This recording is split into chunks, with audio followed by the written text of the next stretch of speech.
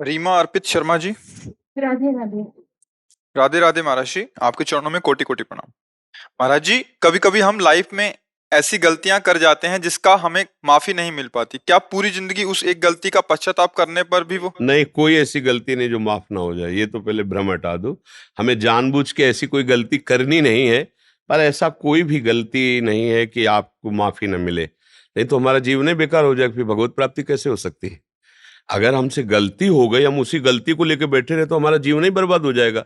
हो गई गलती, उसके लिए प्रायश्चित है, उसके लिए दंड विधान है।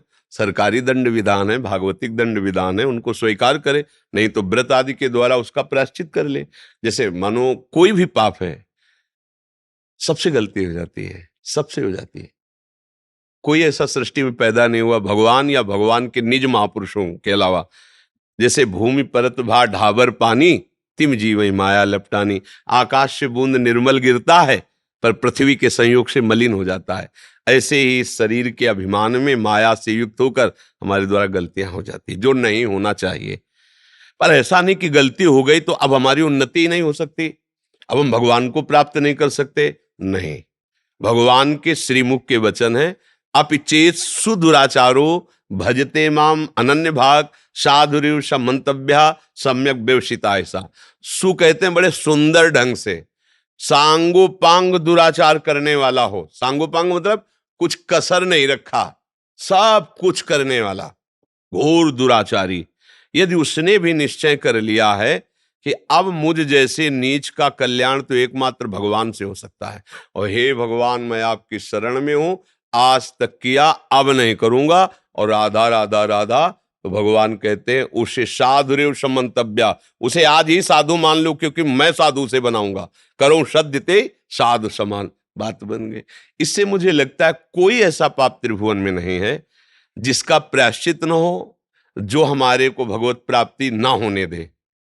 बात पक्की समझ लो। अब ये भाव लेकर आप करो तो फिर भोगोगे।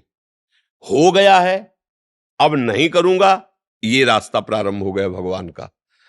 और सुन लिया कि भाई कोई ऐसा पाप नहीं, मतलब जब चाहेंगे तब भगवत प्राप्ति कर लेंगे, अब नहीं होगी। क्योंकि सुन लिया और जानबूझ करके तुम गलत मार्ग में चल रहे हो, अब तुम्हें दंड भोगना पड़ेगा। ज्ञान नहीं था, हो गई गलती, पूरी माफ, पूरी माफ। ये हमारे भगवान बड़े कृपालु हैं, बड़े दयालु हैं। अगर वो दया न करे तो हमारा आपका किसी का भी कल्याण न हो। क्योंकि कोई ना कोई गलती जन्म जन्मांतरों में ऐसी हो ही जाती है, बहुत सी गलतियां हो जाती है।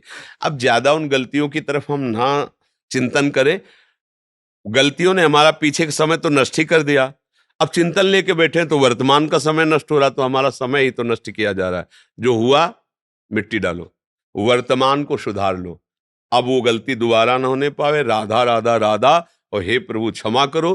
तो सबसे बड़े पिता हैं, सबसे बड़ी माता हैं, वो दुलार करके हमें क्षमा कर देंगे। जैसे अपने बच्चे से कोई गलती हो जाए तो माता पिता इतना हृदय में रखते हैं कि चाहे कुछ भी बेचना पड़े हम तुम्हें बचाएंगे, नहीं रखते? तो उनको तो बेचना खर्चा है, इसलिए वो तो न्यायाधीश है, अखिल लोकों के स्वामी है।